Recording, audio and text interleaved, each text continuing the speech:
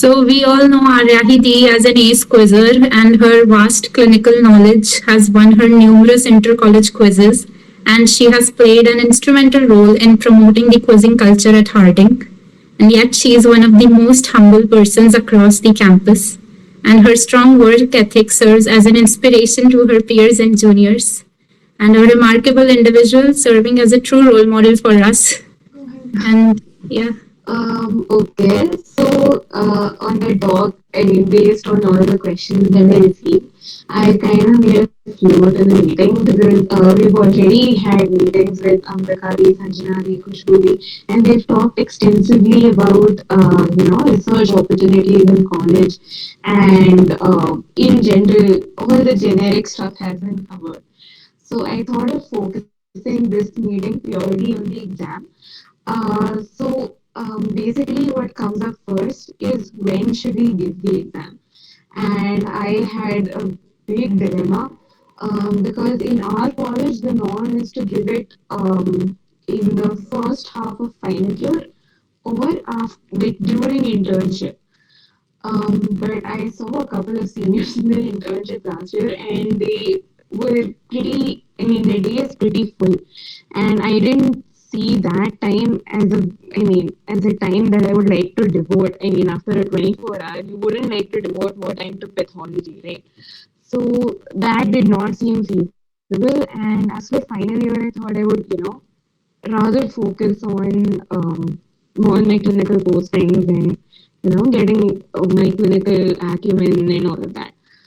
So there is no as such ideal time to give it, but I was pretty comfortable with the time I had chosen in my third year when I had no third year postings and when I had no like when the college schedule was pretty chill. So that seemed the best option to me. But again, it varies a lot from person to person. There's a reason our college culture promoted giving it in the final year too, right? Because there's a whole elective gap then after profs.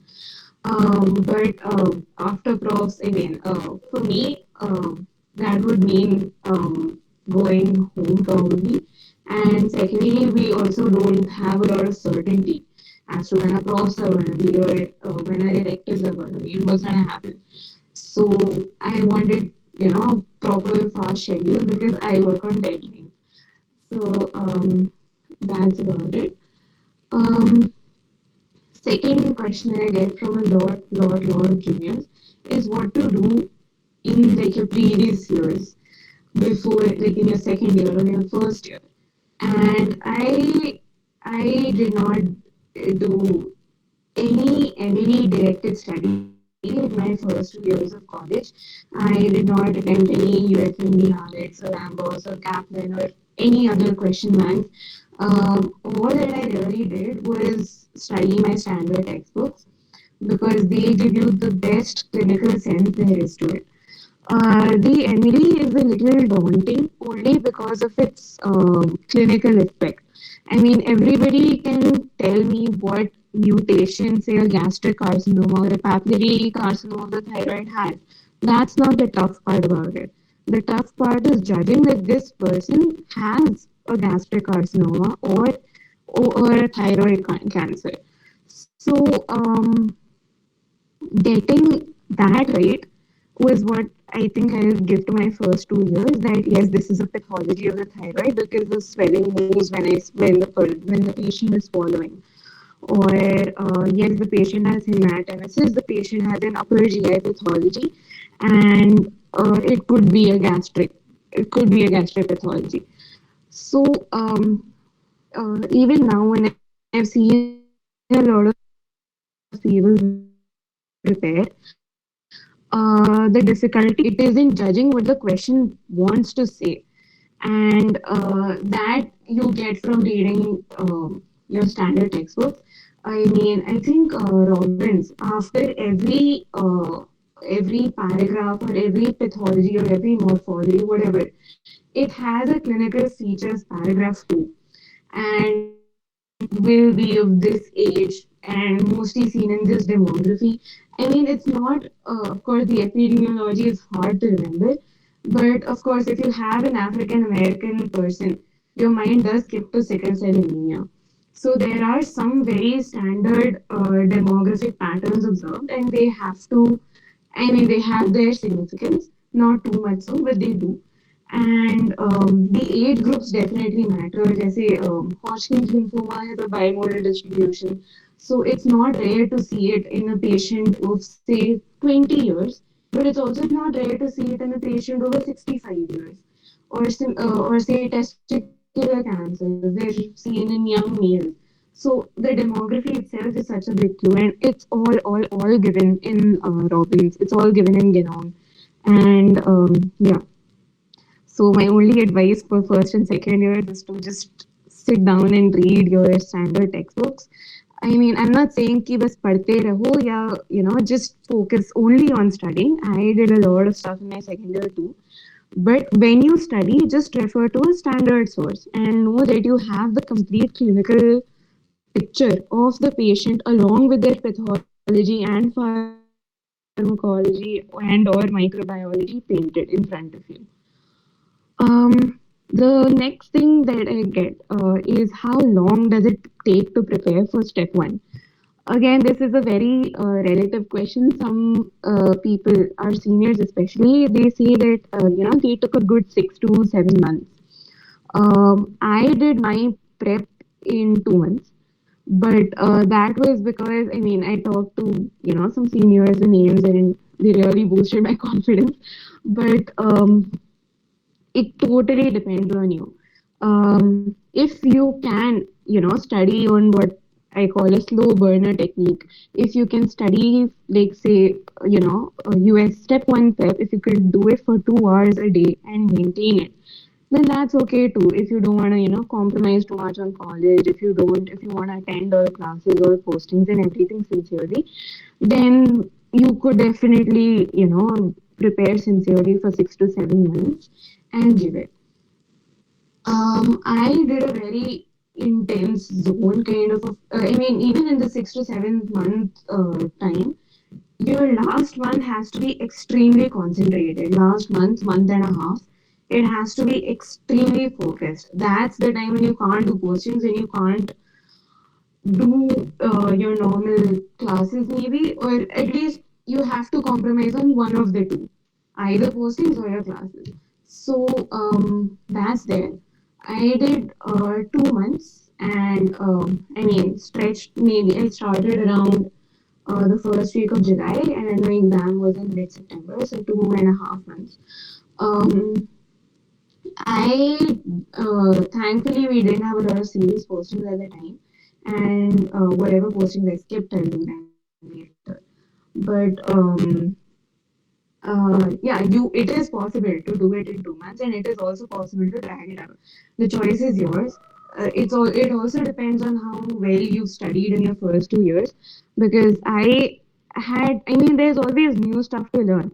It's never, I mean, even basic stuff like say Tay-Sachs disease or Fabry disease. It's not like I had them on my tips or anything. We all need revisions, but I guess I knew the spectrum of things that they could ask, and I just, I mean, I studied, I limited my resources, and I just stuck to the question bank pretty much, and that got me through pretty well. So it depends on you, on your method of approach. I restrict, like I said, I restricted my resources, but if you want to expand your resources, also that's on you. But I'll say that you could go with any duration. Just keep in mind that you have third year profs, that you have third year centups, that you have third year postings, which you can't compromise on. There are some non compromisable things, but the rest is up to you. Then, when should we register for the exam? Uh, please register. I mean, I think as soon as you get your roster, your posting roster, you know what months are gonna be free because your class schedule has not changed, right? So if whenever you have light postings, please have, I think as soon, I think I knew from March that I wanted to give the exam in September. But somehow I procrastinated and I submitted my application in June. And it wasn't too late. I mean, of course, I got through. I'm here now. But it did add to a lot of anxiety because I mean, there's some issue with the slots. I mean, you don't get the slots if you're too late to apply. So take care that you apply early, and of course, having a deadline early will definitely help you boost your prep. Before I got a date, I was very, directionless, but things definitely got sped up after I got my date. So apply early, even if you don't book the date early. If say you're preparing for 6 7 months, and you can't of course predict what date you'll be free in say March, April, May, whatever. It's okay. Just get to the point where you just have to book the date. Because over here in our college, we don't have a web portal that connects to ECFMG. We have to send the letter via post, and that takes a good 20 days.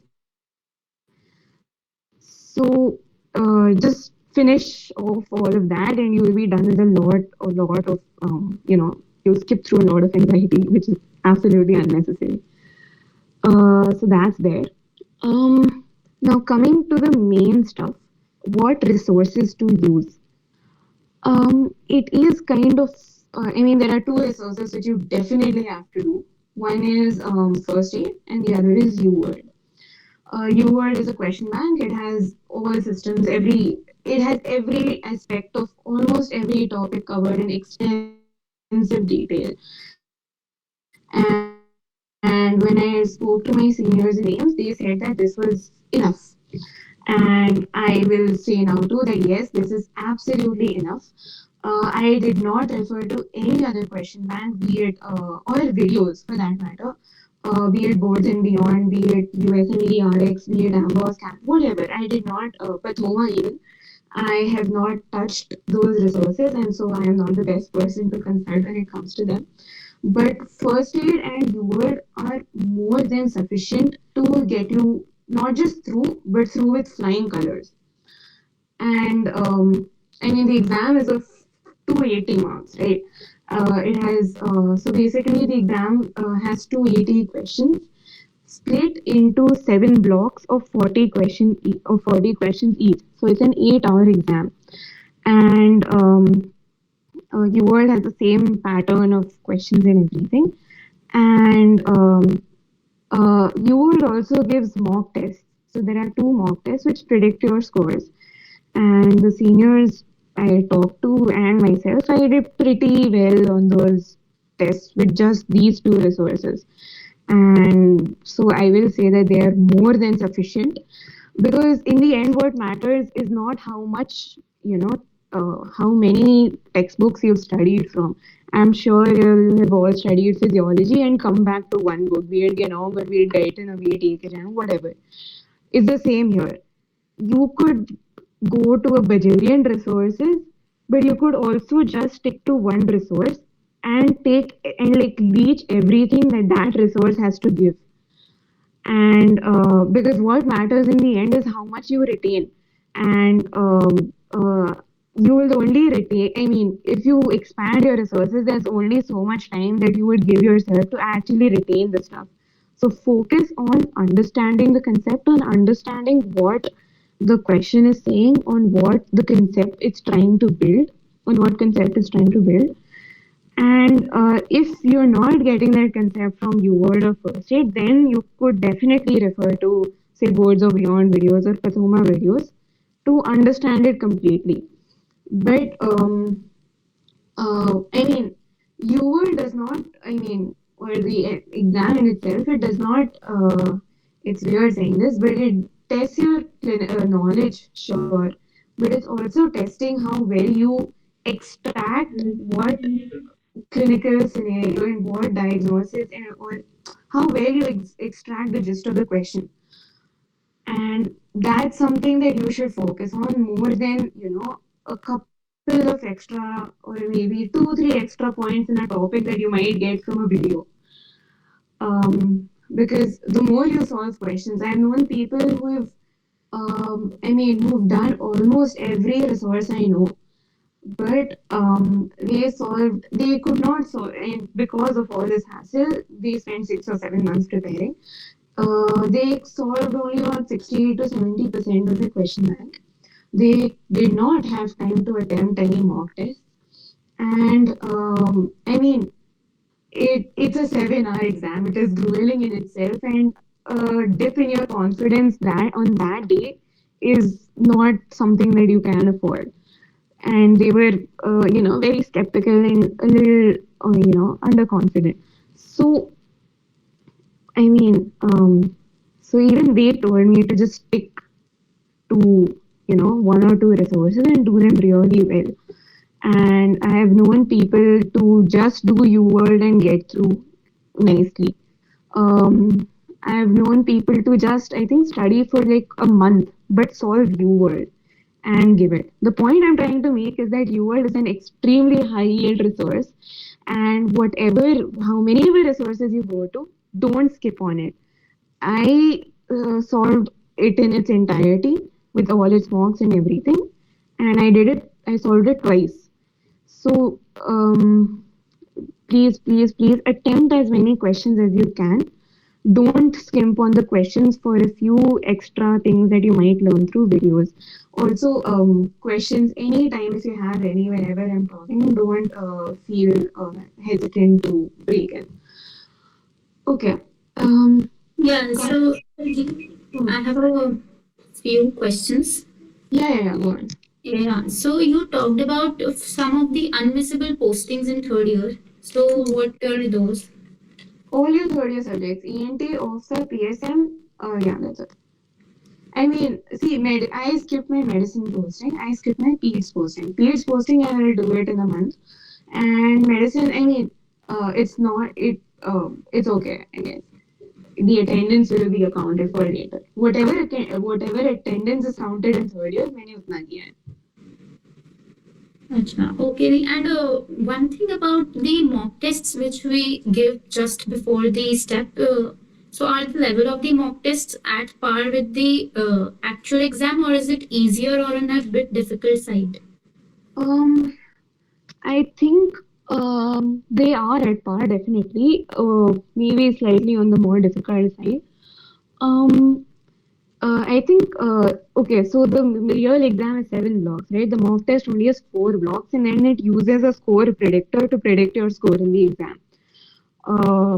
So I think it is hearsay, but the first mock is said to over predict your score, and the second mock is said to be a very accurate predictor of your score. So yeah, difficult only. It's like your general prelims and boards format. Yeah, centups and prof format. Centups हमेशा tough आएंगे. Profs are always easier. But profs also feel easier because you've had that shock in your centups and you've prepared well now. So yeah. Any other questions? Yeah, so the were you able to solve all the questions in all the blocks, or did you also leave some questions and like that? I solved all the questions. I did not leave any question. A great thing about the exam is that there is no negative marking. So even if you can't get the answer, there are obviously questions that you can't get. Mark something. Whatever closest thing you're thinking, mark it. If it's right, it's right. If it's wrong, it's wrong. But don't leave a question unattempted. That's a mark you're wasting unnecessarily. Anything else? No, the yes. You Okay. can. Right. Coming to how to study. So in the beginning, I had a very arduous, I would say, approach of studying. In that, I would UWorld obviously has a review feature. Again, UWorld is a question bank, but it's more of a learning source. So UWorld explains its answers extensively. When I mean extensively, it's more than your average 10-mark prof answer is. With figures, with flowcharts, with amazing diagrams. And I mean, I haven't seen, it is the best. explanation that you get for that topic. So in the beginning, what I used to do is I used to write all of that stuff into my first aid. I have my first aid right now, and it's on the verge of like tearing because of what I did to it. And what I'm trying to say, I did like I like stuck pages, the whatever shit.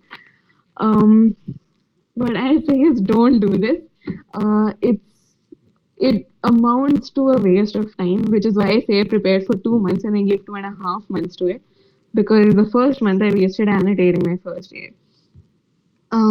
What happens is that again, like I said, you word has extremely extensive explanations. You try to squeeze them in a book without a lot of space, and so you stick extra pages to make up for the lack of space. But um, uh, what happens is that you can't recollect firstly the question from what you've written. You could say that we could write the question, but who has the time? And thirdly, it's not it's passive reading, right? In the first section of first aid they talk about ways to memorize, because that is what you need in an exam, right? Efficient memorization. But also the syllabus is vast, like you remember you've all done NEET, right? It's not like you could sit and revise the entirety of your NEET syllabus in one day. There is some stuff that you rely on your hippocampus for, that yes, this is ingrained into my long term memory. I won't forget this. And you have to apply the same concept here. So you can, in the way I studied for profs, I used to write, make notes, understand, read multiple times. But it's not a very efficient way of studying for step one, I would say, because this exam or each system. So each system has its embryology, it has its anatomy, its physiology, its pathology, its pharmacology, and micro is a completely different set. So in addition to this pre and para package, you also have clinical stuff. Say listening to the murmurs or heart murmurs or understanding breath sounds or whatever, especially heart murmurs because they literally make you listen to the audio and mark your answer. So all of that stuff you can't annotate and memorize. It's too much, it is too vast. I've spent days just annotating first aid and trying to memorize it, but in the end I kept making the same mistakes. So don't do that. A much more efficient way is via flashcards. The question bank I was talking about has an option of making flashcards, and it also, I mean, in the flashcard, your whatever figures, diagrams, flowcharts, whatever you word has gets directly like inserted into the flashcard. And flashcards use methods like spaced repetition and active recall, right? Like if I ask you now, say what is the say what should I ask? Okay, which is the most common pancreatic endocrine tumor, PNETs as we call them, neuroendocrine tumors. You would think and then you would answer, right? So that thinking process is your active recall. And after I've answered the question, there is an option of attempting it again within 1 minute, which means that I could not remember Jack when I read the question. The other option is good after 10 minutes, which means that I have read the question, I could recall a part of it, but I am still not completely confident over it. So I'll attempt it later once more. And then there's the option of easy, which means that if I ask you, what is Newton's like second law, you will directly say force is mass into acceleration, right? That is something that's ingrained into your memory. So you'll go easy. I know this. I don't need a repetition. So, and I think all of you, I think when you were studying, and at least I did, when I was studying anatomy, I used to look at videos on how to retain stuff better. And it always comes down to spaced repetition and active recall, and flashcards do just that. So, please make flashcards. Make as many flashcards as you want. I think I had like 500 flashcards, cardio and neuro, and the bigger topics. But they help you retain to degrees. I mean, they really ingrain the concept in your mind. So that's there. So now that you're not, on the grueling part of, annotating your first aid, how should you read the first aid? So what I did is when was solving blocks, I would read first aid. You can't retain much from first aid because, like I said, it's a pre and para package. Imagine the whole. I think in Robbins, gastrointestinal GI tract is for like 100 pages or so. Neuro is also very long. Endocrine is very long, and those 100 pages plus your say 50, 60 pages of GI tract from Genon, plus your anatomy, abdo, plus your embryo, all your annular pancreas, pancreatic, whatever, all of that is condensed into 30 to 40 pages in your first year. So it is impossible to read it, to completely understand it, and to retain it in a reading. And if you try to, like in my first couple of units, I try to refer to other books, like say I refer to Robbins or whatever books, and I tried to I tried making first aid the only thing that I would study till the end, but it was such an overload of information that I simply could not read from it. So what I would say is, before solving a block, read your first aid to an extent that you remember some keywords, especially regarding presentations of things. Like, say, an endocrine, there's a thing, you all know, there's a thing called a glucagonoma, and it presents with, I think, diarrhea or diabetes. There are 6 Ds: diarrhea, diabetes, there's this rash. Anyway, so read it so that you know the keywords, and once you see the keywords, you can identify the disease broadly, and then you can attempt the question. So your first reading is not going to be very helpful. It is just helping you to understand the range of topics that are there. So that's that. Um, right. And after you've done your blocks and you've gotten a good understanding and you've revised your flashcards, then go back to first aid.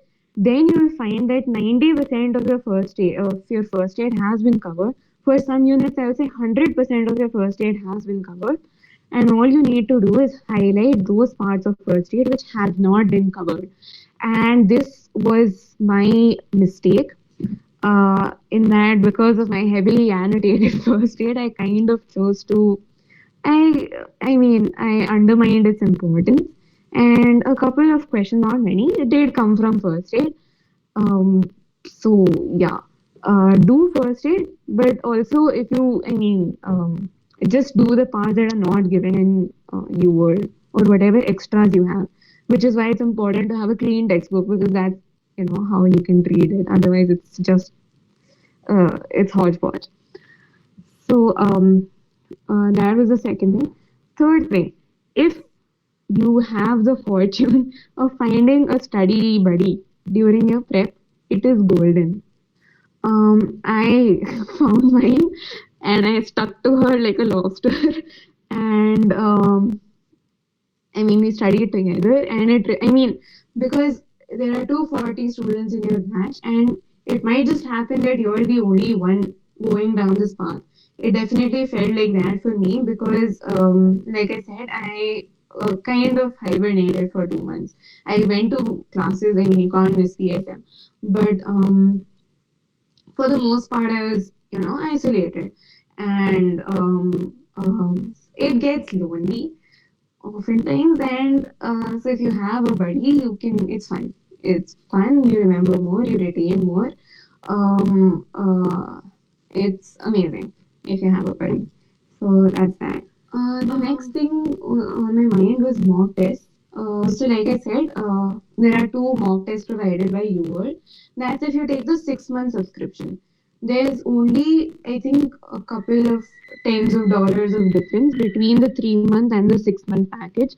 And so even if you're really, doing a concentrated kind of preparation, I would say, if you can buy the 6 month package, because you get 2 mock tests, and there are 4 blocks, and mock tests will tell you firstly on how to focus for those 4 hours, because it's an 8 hour. It's not easy to keep your focus up for 8 hours.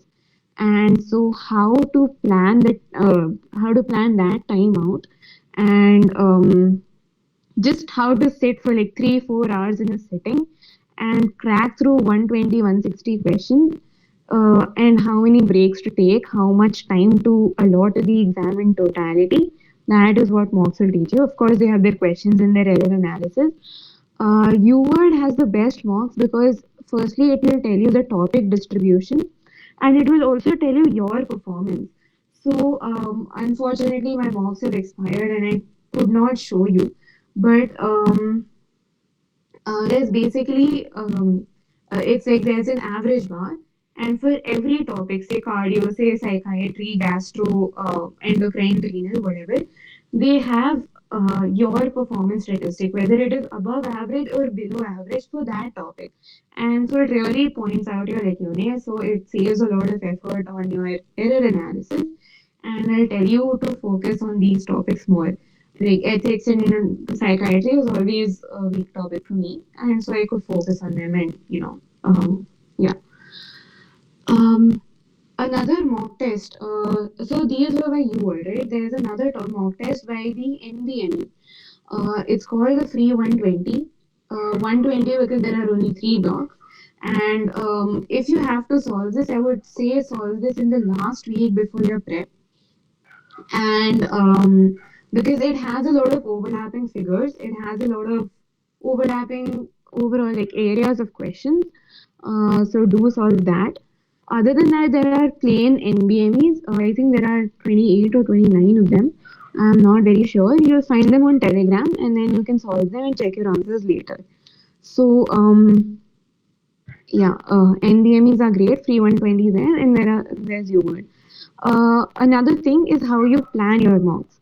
So in my 2.5 months of prep, what I planned from the beginning, my exam was on 18th of September.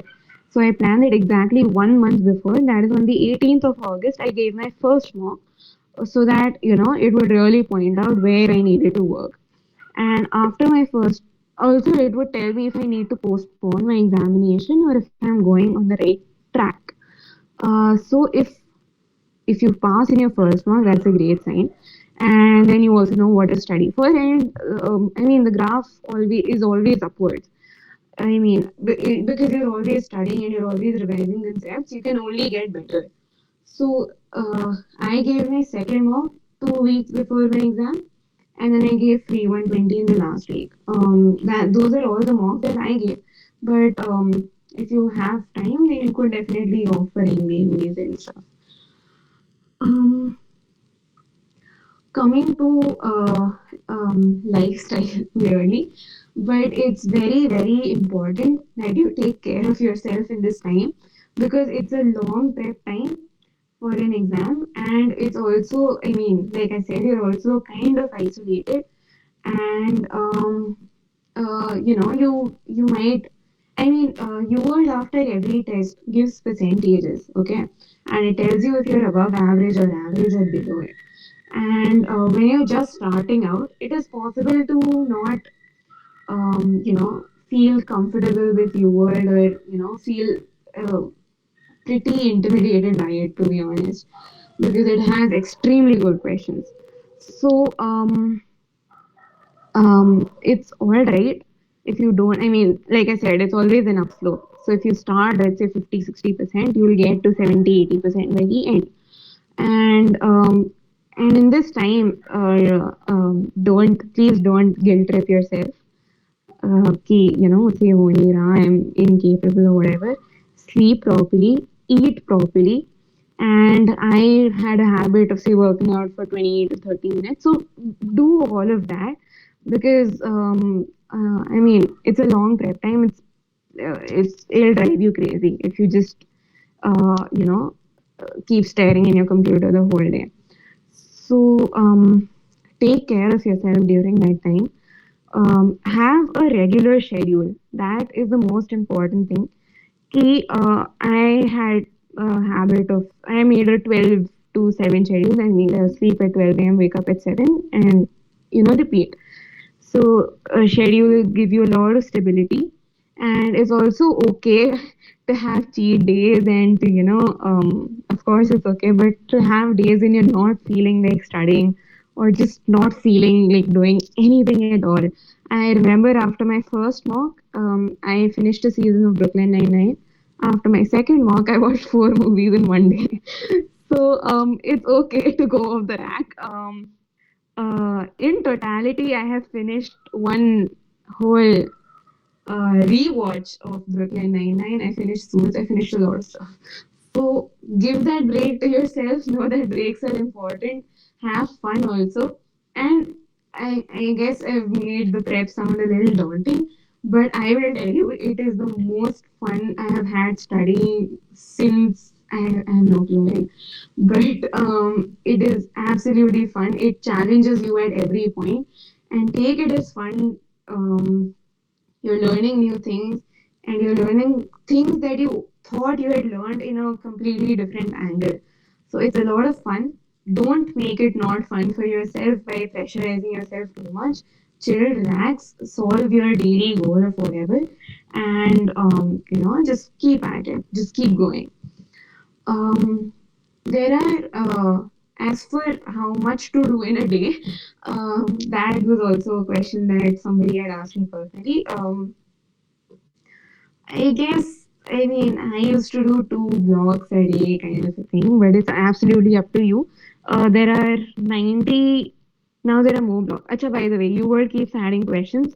So when I started out, there were 90, 95 blogs. When I ended, there were 110 blogs. So just keep a goal, just keep track of your prep. No, I mean, I knew that I had to finish this before my mock, finish my entire syllabus before my mock. So just plan accordingly. Give yourself time to revise, because again, all that matters is how much you retain. So just pay attention that you're retaining a lot, that you're solving questions, and you'll be fine. Coming to college, how to balance college with your prep. I may not be the best person for this, but I'll say that third year is the chillest year that you'll have. I only went to PSM, and if they had ENT OSA classes nearby, I went to ENT and OSA. FMT I completely skipped. I'm still completely skipping. I mean, it's not that. I mean, FMT. I think more than 70, I'd say 80 to 90% of our batch are low on attendance. But yeah, so everyone's low on attendance, and does not really matter. I don't know if things become strict in your time, but ENT, OFSA, I went BHB, PSM, I did a little diligently because attendance matters there. Um, Postings, like I said, I think I did postings until my OBG postings, labor room and everything. And like I said, I'll cover them later. It's not that big of a deal.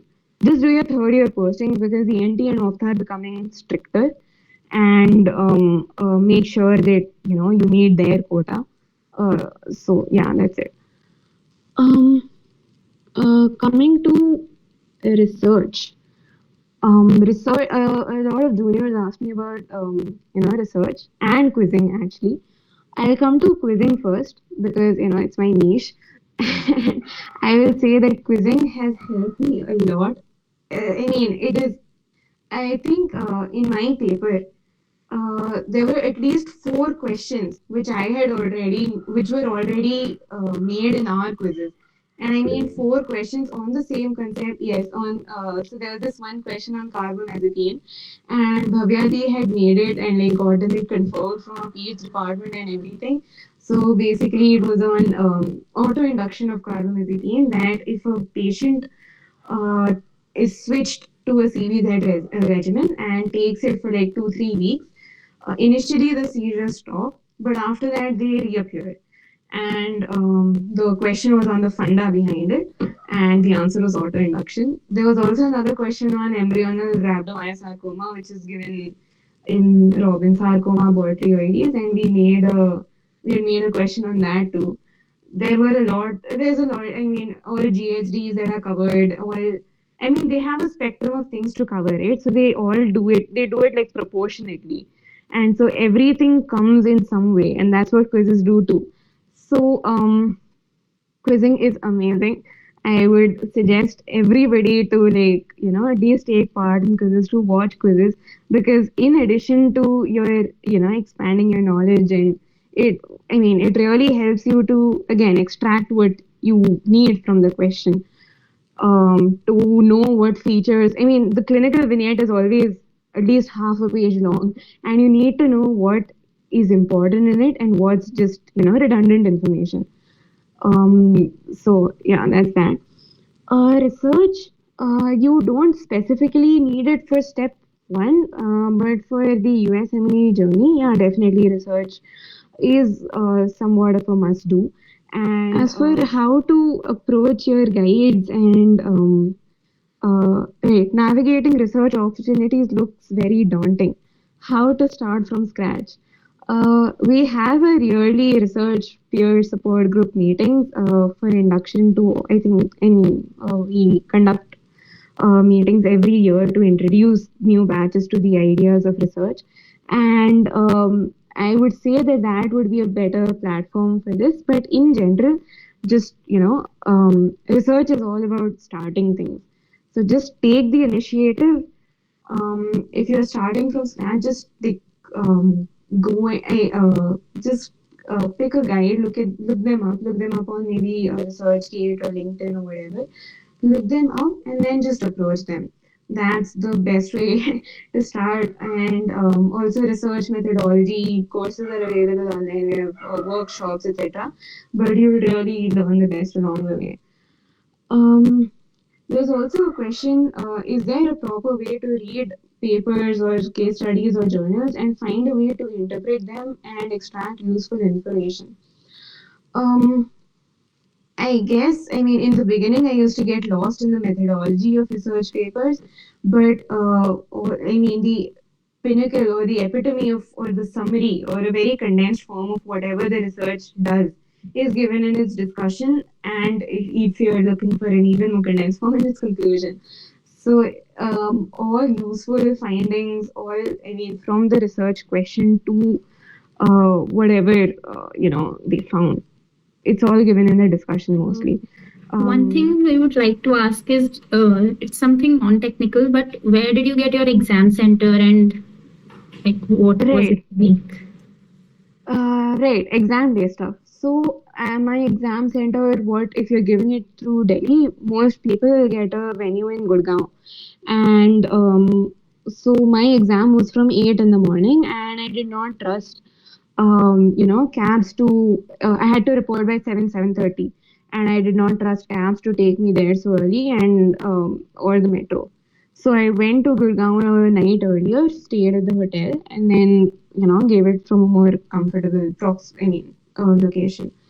And other exam day stuff that's really helpful is that, take sugary stuff. I mean, there's this concept that me and my quiz teammate had found out in during quizzing, which is that if we periodically eat blocks of chocolate, we do really well. And it's not a superstition; it's just that a glucose hit. I don't know, it fires up your brain. So keep something sweet. I kept coffee.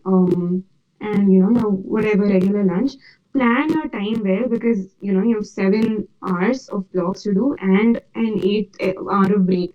So know when to take your breaks. I gave my exam in a 3-2-2-1 fashion. 3 blocks at one go, then two, then two, then one. And because in the morning I'm fresh, so I could take 3 blocks out. And Just wanted to poke in. hmm, Do you get two breaks or just 1 hour break in totality, and you can take 30 minutes, 30 minutes or you can 45 take, 15? it's on. You get one. I mean, you have 60 minutes total, so you can spend Okay. it in whatever way you like, as distributed as you would like it to be. Okay. Um, Yeah, it's actually a 45-minute break. There is a tutorial for 15 minutes, and if you give your free 120 mock, that will show you pretty much everything the tutorial has to say, and so you can just skip the tutorial on the day of the exam, and then you get a 60-minute break. Okay. Um, yeah, there's also, when you're solving your blocks, you have 40 questions in 60 minutes, right? So get and I mean, be aware of how much time you're spending on each question. You have the option of marking questions. So do your 40 first, go first, and then go back to the mark questions, and then you can afford to spend time on them, but just don't leave out questions. Coming, I think the last thing that was left was the ECFMG registration process in a little bit more detail. दी I want to ask कि हमें flash cards कैसे बनाने होते हैं आपने flash cards का mention किया था तो Flashcards कैसे it depends on you. I did it in a question answer format. कि say you know some of them are just features, like say features of say glucagon or features of atrial fib or whatever. So just think of the features that it has and then see the answer. It's a question answer format, normal sign.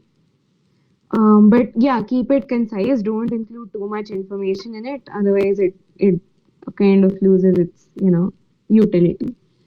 So that's that. Anything else? So is Anki free of cost? Like, or there is a Yeah. subscription? Anki is also free. You can absolutely use Anki. Your flashcards I would recommend because first off it's in the question bank itself, and you can directly add whatever figures and flowcharts, and they have boxes of like key highlight features of a disease. So right. So all of that I'll attach two YouTube links as well. I have been getting a couple of hours from this. So basically, the first thing that you have to do is make your ID on your international web applications portal. I'll just link the videos, but these are in brief the steps that you have to follow. And like I said, the test date is the last thing that you do. So at least obtain the permit from ECFMG, and then whenever you're planning or coming closer to your month when you want to give your exam, तब you can book the date. But at least finish till obtaining your scheduling permit. It will really make things easier. Um, hang on. Okay. Any other questions? This is तो basic सही ये तो मतलब video सबसे हो जाएगा, and if you have more specific doubts then I'm always available. But this request documents from med school after you notarize Form 186 that requires you to send a letter to your states or to the states, and that takes a long time. It's really relative, and just be done with that. Hang on. Mm. Any other doubts?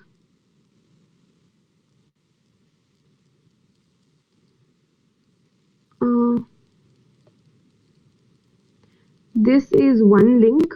I think there are two links. One is this one is the short link, the gist of it, and this is the longer. This is a 1 hour video which fills the form along with you. So it really goes into the specifics of everything. I think you have covered all the doubts that anyone could possibly have about USMLE 1. And thank you so much for enlightening us with this wonderful session. I thank you for giving us your time. And if anyone else does not have any further questions, I think we can bring the session to the end. So if anyone has any questions, please let us know. One last thing that I would say is that when I was giving the exam, I think I had Ambika Di who I talked to on a regular basis, but in general, don't hesitate to hit any of us up anytime. It's quite often to be down or just like want to crash a laptop or something. I mean, we all have our moments. So just don't hesitate to reach out. I mean, this USMLE culture is still building up. There's still, I mean, something of a paucity of people to look up to or like guide us in our college, and just letting you know that anytime if you have any doubts or questions or just want to talk or rant or whatever, we're here. So yeah, that's it.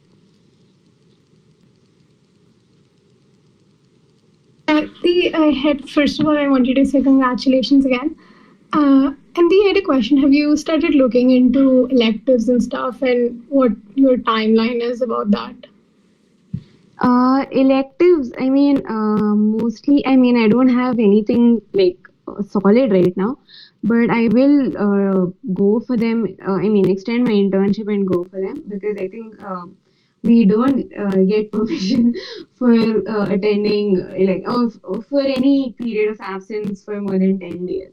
You don't get a no objection certificate from your college, and so you could extend your internship and go. So that's when I'll be doing my electives, I guess. Nothing solid right now. Okay, thank you. So thank you so much, Steve, for helping us out here. All right, no issues. Thank you so much for having me here. I'm glad that I could reach out to so many people. And any doubts you have, I'm always up for answering them. Okay. I Thank you, I Dee. don't Bye-bye, feel like. Dee. Thank you. All right.